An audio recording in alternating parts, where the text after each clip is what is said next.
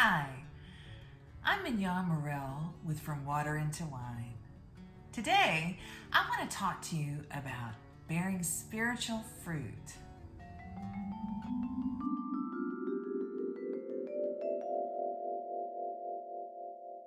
In the church, we have a lot of messages and sermons on the spiritual gifts, but not so many on the spiritual, supernatural availability of the fruit. I think that's because, in general, we consider the spiritual gifts to be exciting and filled with power. But did you know that in reality, it's the spiritual fruit in your life that is actually supposed to direct your spiritual gifts so they line up in the perfect will and motive of God? And in many ways, the spiritual fruit in your life has more power for a Christian than the spiritual gifts. Why? Because the spiritual fruit carries the actual nature of God. It comes from His Spirit. It comes from His attributes. It comes from His nature, from how He is.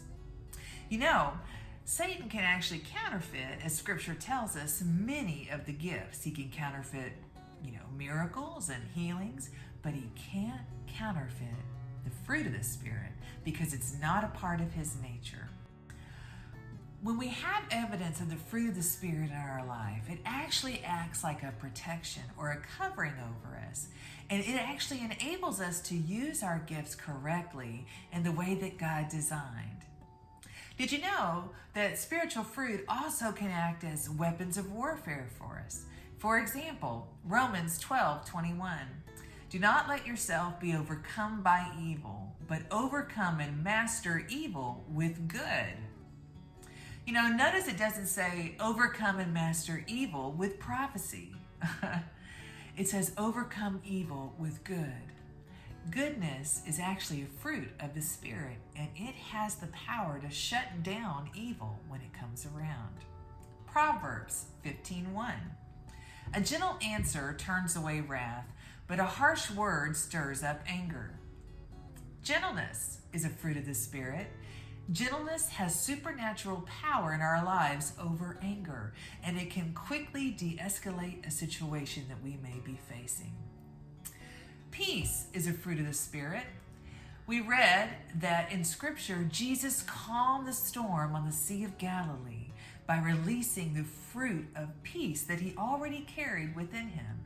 Peace has power to calm storms in our life and change the atmosphere. And of course, we all know that love has the greatest power of all. Love is a fruit of the Spirit to overcome all evil, all hatred, and can literally propel us into a greater walk with the Lord in the kingdom.